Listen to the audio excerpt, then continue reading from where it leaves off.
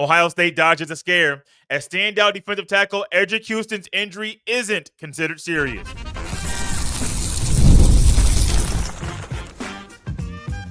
You are Locked On Buckeyes, your daily podcast on the Ohio State Buckeyes. Part of the Locked On Podcast Network, your team every day. Welcome in, Buckeye fans, to your feel-good Friday edition of Locked On Buckeyes, which is your daily Ohio State podcast, part of Locked On Podcast Network, your team every day. I'm your host, Jay Stevens, that's your sports talk host, delivering passionate coverage about your Buckeyes. And today's episode is brought to you by Gametime.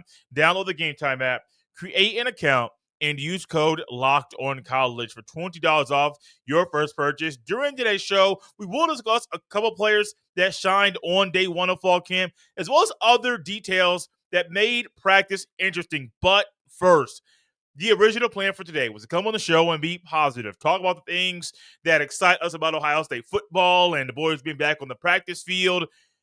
That all changed when there was news about Eddrick Houston going down with a lower body injury on day one of fall camp. He had to be helped off the field. That's a negative. And we can't just have that happen and put that at the back of the show. He is a starting defensive tackle. It is a position that you're trying to figure out who are going to be 3, 4, and 5 in the rotation. And it has a lot of question marks around it. So when you have a starting defensive tackle in year 2 go down on day one of fall camp, it's not good. I'm not going to try and sugarcoat it or belabor the point that it's not great at all that he's going down.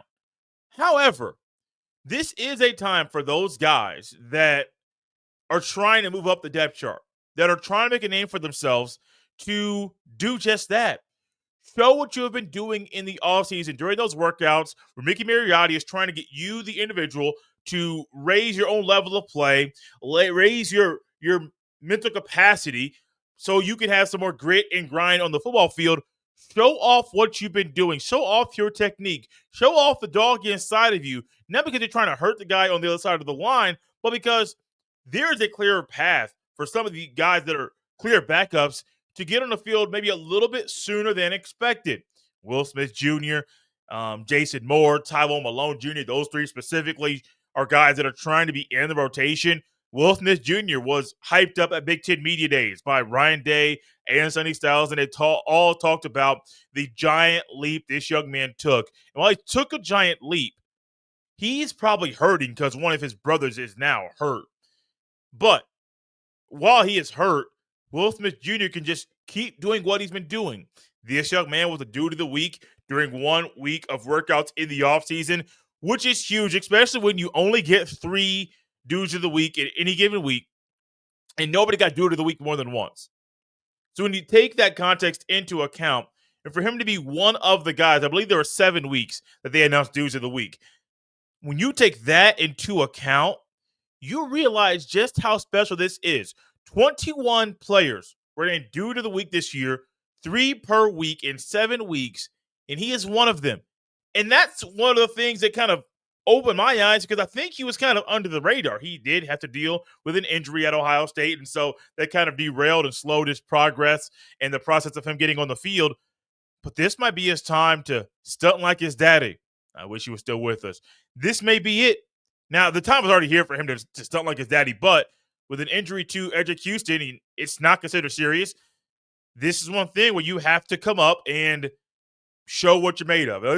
It not being serious was a report via Pete Thamel on Thursday evening. The tweet reads this: sources, the lower body injury sustained in practice earlier today by Ohio State projected starting D tackle Eddrick Houston does not look like a long-term injury.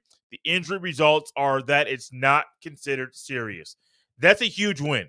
Not only is it a huge win for the other guys to make a bigger name for themselves and to step up in a big way, it is a huge win because anytime you get a heavier human to get a lower body injury, especially at this point of the offseason, you're thinking, dog, man, is he going to be out for 2 months or 3 months or maybe even the whole year? Is it an ACL? Is it an Achilles? I don't think it was an Achilles. But what could it be? How long will he be out? And knowing that it's not considered serious, take a sigh of relief and say, man, he's still going to play this year. That is a belief he's going to play this year. Ryan Day in the post practice presser, he said he doesn't know anything. He's going to wait to talk to the trainers before saying what is going on. Kudos to Ryan Day. He could have come out and made a comment or two that could have ended up being correct or it could have been false. But he wanted to make sure that he knew what was going on by talking to the medical professionals before he made any bold statements about Eddrick Houston's injury. Yo, I don't want to talk about injuries, man. I really, really don't. The everydayers know, especially those that have been around here for a few years. Fall camp is fun. We're going to do something different this year during fall camp. We're going to talk about that later in this show. But we try to keep it positive. There are things that are negative that we have to talk about, but on a Feel Good Friday, we want to feel good, man. It's the first day of a new month. Football is back. The Hall of Fame game was last night.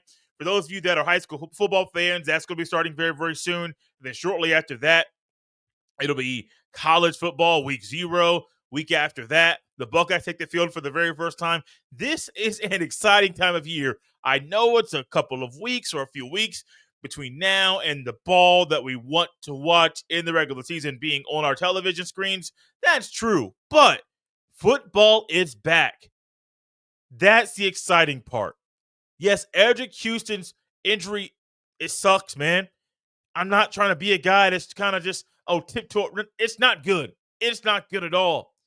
But ball being back should excite us. And the fact that we were able to see Ohio State back on the football field, Ryan Day with a smile on his face, doing interviews with 97.1 The Fan, him and Brian Hartline did. I love the access that Ryan Day is providing for Ohio State's football team. I love the energy surrounding this team, and I love what this team can be. Yes, I know the tone is changing because it has to. Injury isn't good. But what is good is that Ohio State is preparing to do something they haven't done in the history of this storied program, is win back-to-back national championships. And if you get some younger guys some extra reps now, get some extra snaps now, that can be huge in middle of October or in November or maybe in the playoff where maybe somebody needs a breather in a key moment or maybe somebody needs a breather in the second quarter. But we all know the history of Ohio State, at least over the past couple of years. When the backup D-line comes in, the opposition is going to run the ball. Well, if you can get more reps now, get more experience now, so that in that moment during the game, when they are trying to run it down your throat, you're saying, we're not doing that this year. We're not going to have that song and dance right here on my watch. Absolutely not. These reps are going to matter. I think I'm closer to saying what I think is going to happen is that the third and fourth D tackles are probably going to be Will Smith Jr. and Jason Moore in any combination. I think that would be a comfortable thing for me to say. Well, I was very, very hyped and excited for Tywone Malone Jr.'s transfer to Ohio State, and I believe that he could be as a guy that could be a huge force for Ohio State, similar to Davis Nick-Minoson. They both transferred during the same offseason. I don't know if that's going to happen for Malone. I hope it does, but I'm just unsure about if this is his time to get a bigger role for the Ohio State defense. There is one man that shined on day one of fall camp, and I believe he's going to play a big part for the Buckeyes defense of 2025.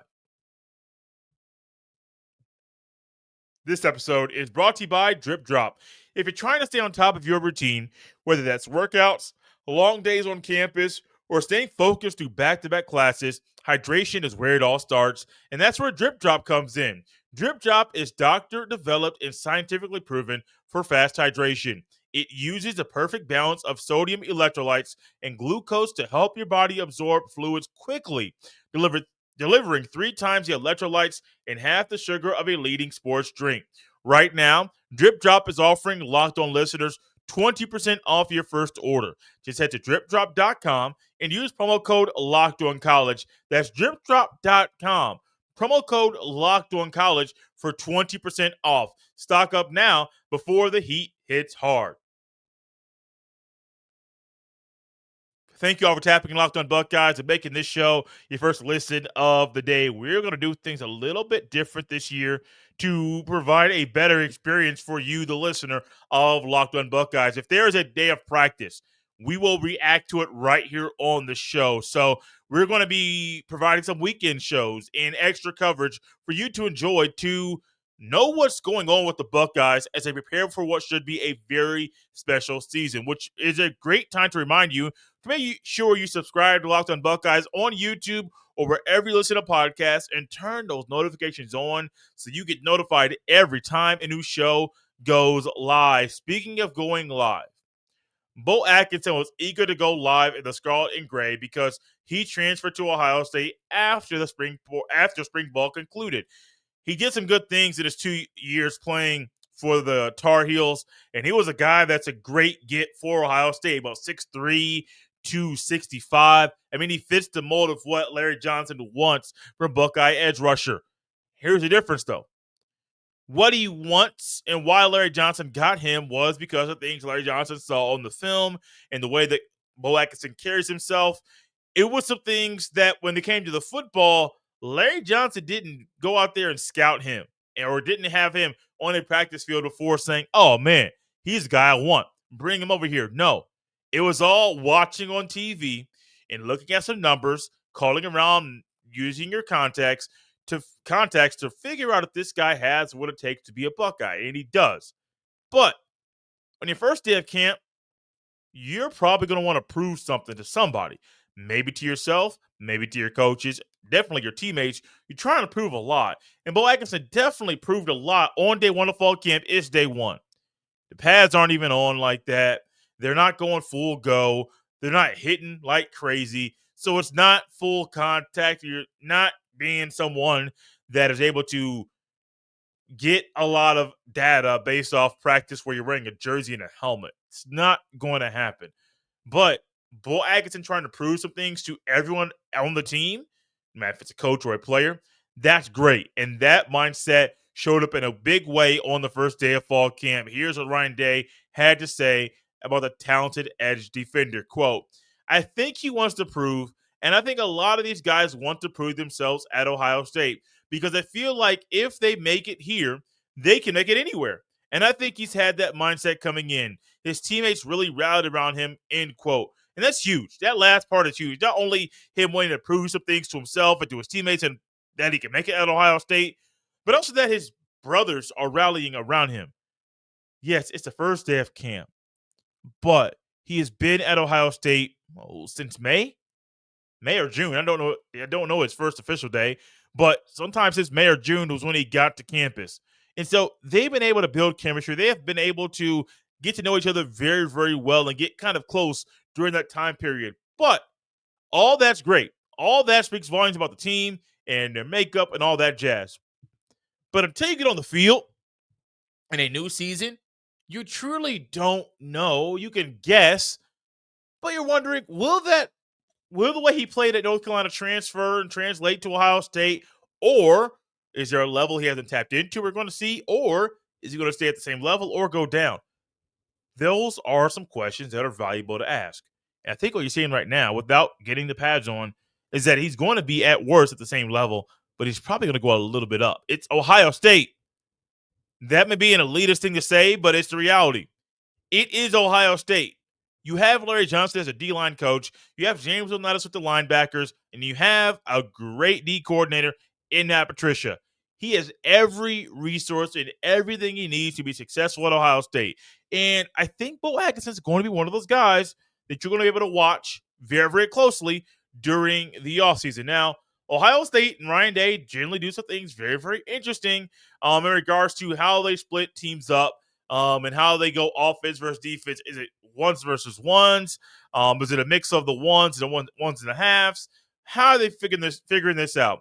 Well, on the first day of fall camp, Ryan Day split the teams, offense and defense, up into two split teams. And so you got starters with some backups with some starters. And I think that mix is pretty good, especially when you have fans in there. You're going to get them to be able to go to see, well, look, Hinchman snapping the ball to Tavian St. Clair.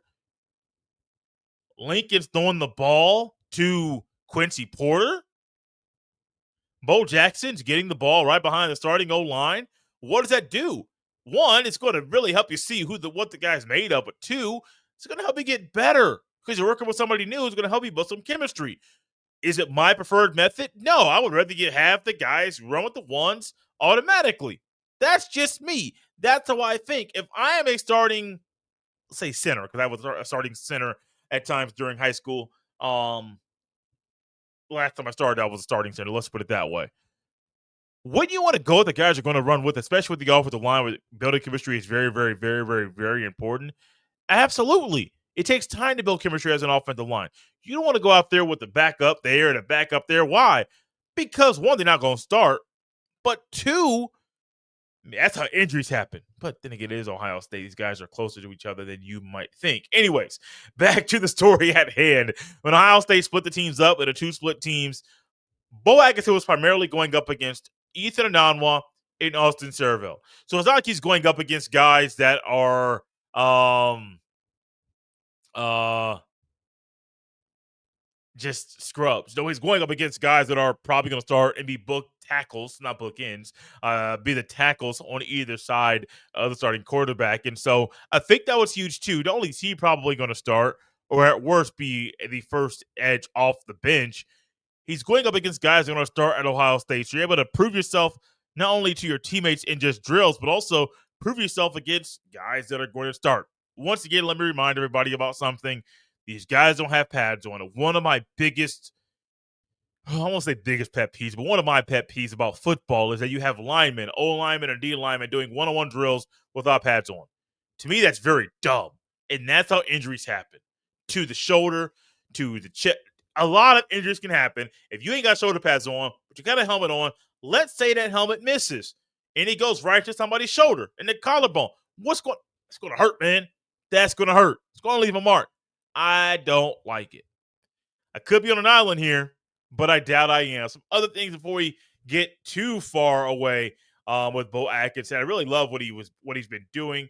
But Epi Sentinelli is an incoming freshman that is also getting some high praise. He got some at at Big Ten Media Days when they were talking about some linemen that could step up along with Will Smith Jr. It was Epi Sentinelli. Also, I think it was CJ Hicks, who was on a podcast recently and said Zion Grady and Epi Sentinelli are two guys that are doing really good things as young guys. And so I trust CJ Hicks' eyes and the way that he is evaluating the football he sees from the two incoming freshmen. But Epi Sentinelli is another one that shined on day one of fall camp. Those guys shined. What else was important for us to discuss on fall camp after the first day of fall camp? Well, we'll dive into that next. This episode is brought to you by Gametime. We've all been there, logging on early and waiting forever for concert tickets to go on sale, only to lose your spot for a show you've been dying to see. Live music should be about making memories, not dealing with the stress of ticket shopping. That's where Gametime comes in. Gametime makes getting concert tickets faster and easier than ever. Prices actually drop as it gets closer to showtime, and you can save up to 60% off with their killer last-minute deals. Tired of endless scrolling trying to find the best deal? Gametime's zone deals pick the best seats in your section for you. Ever wonder what your view will actually look like before you buy? The app shows you a panoramic seat view, so there are no surprises. Take the guesswork out of buying concert and show tickets with Gametime. Download the Gametime app, create an account, and use code LOCKEDONCollege for $20 off your first purchase. Terms apply. Again, create an account and redeem code LCKEDONCOLLEGE for $20 off. Download Gametime today. Last minute tickets, lowest price guaranteed. Thank you all for tapping Locked on Buckeyes and making this show your first listen of the day, if you can't tell by my voice. I am very excited. Ball is back. Last night, the Hall of Fame game, got to watch a little bit of that before recording this show. I'm just glad ball is back, man. I have missed football. Not just because Ohio State won the Natty, but football is a way of life. Football is a religion. And when football's not here, it's like a part of me is just void, and I miss it deeply. Dearly. That's the word. Dearly. Well, while there's some things we miss, I miss seeing Caleb Downs on the football field because that young man is a dog. And on the first day of fall camp, he played a position that I was not expecting him to play. It was nickel. He primarily played the nickel spot. And one, he's not going to play there every single day. He is not. With the first team, we'll dive into this a little bit later, but I think him playing nickel could be a competitive thing between him and Sark, because if you put him at nickel, Steve Sarkisian has to prepare for that. If you go into it knowing he's primarily going to play deep safety, that's going to be an advantage for Ohio State, one, because he is a dog on the field, but also you got tape of that a year ago in the Texas game, in the Cotton Bowl. Now, these two teams are not the same teams, but you know what Downs is as a free safety. He's the best in the country. And so him going to nickel, I think when there are fans there and the media is there and they're going to talk about it, I think that it's very similar to Caleb Downs getting touches as a running back. It sounds good, but it's probably not going to happen. I think it's a better chance of him playing nickel than playing running back, especially with Bo Jackson on the team and Turbo Rogers. I think that him playing nickel is more likely, but I still don't think it's likely to happen. I'll just leave it there. Also, there's really no separation in the quarterbacks right now. No surprise. They don't have pads on. It's the first day back of the field, and so you can't really expect much to be said about Ryan Day and the quarterback battle and competition between Julian Sayin and Kienholz when they ran out on the field. It was great to see them back there with the practice jerseys on. Lincoln stepped down, got on one knee and said a prayer before practice started. Julian Sayin ran on out there, and I can't change my opinion until we get him on the field and throw the football and put the pads on. I literally can't. If you want me to change my opinion now in regards to what's going on, sorry, I ain't your guy. I am not the man for that. I am the man for some other things going on with Ohio State right now in regards to, well, who else is making some noise? Remember we recently talked about Jalen McClain and Malik Hartford, and what's going on with those two guys where they're battling to play this year to kind of play alongside Caleb Downs. Well, Lorenzo Styles Jr. was a first team nickel during practice with Malik Hartford and Jalen McClain competing to start alongside him. Huh. That's interesting. That was spring practice, but I do think right now, where you have Downs primarily at the nickel, you would probably put Hartford at the free and McClain at the strong. Is that the best thing for Ohio State? I don't know. Personally, I am leaning more towards what we mentioned yesterday and put Bryce West at the nickel, Downs deep, put Hartford alongside of him, and let that thing ride. Because I am a believer that you should have a corner at the nickel spot, then a safety at the nickel spot. That's just how I believe. That's how my makeup is. I have never been a fan of putting a safety there and you're basically over your slot. I don't think it's the best move at all. Matt Patricia is very, very smart. But if I think Ohio State was definitely going to do this, I don't think they would have done it when media was there and fans are there. I don't think they would have done that at all. There's no true separation, like I mentioned earlier, in the quarterback battle. That will probably hopefully start to separate themselves in a little bit over the next couple of weeks. There are 5 guys that returned punts on the first day of fall camp: Mylan Graham, Jeremiah Smith, Brandon Ennis, and freshman Turbo Rogers. If you a guy as a nickname Turbo, I need you deep catching kickoffs and punts. That's just me. You're going to have that zoom on you in the nickname. Buddy, get that ball and go. Get out, just like the movie said. Get out, but also act like there's a dog chasing you. Because you know, if a dog's chasing you, what you going to do? You're going to zig. You're going to zag.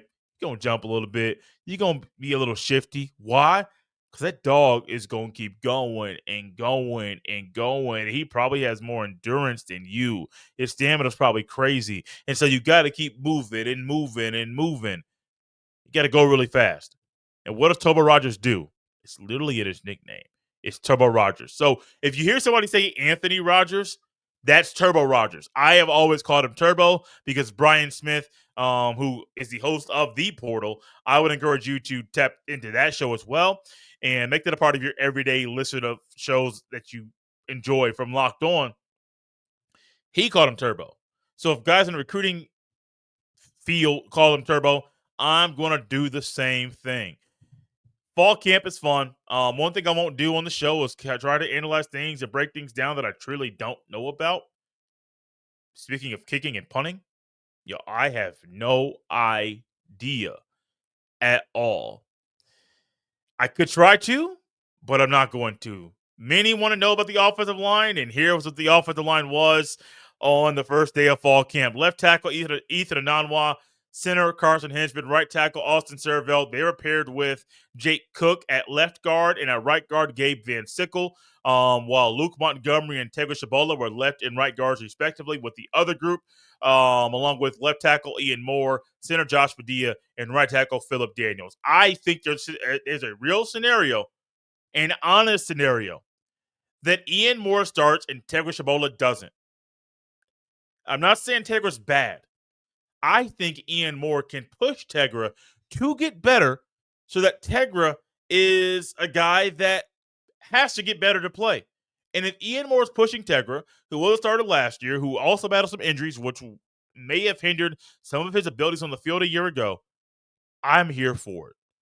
I'm cool with Austin Servell playing tackle or guard. I think was a pretty good guard a year ago, too.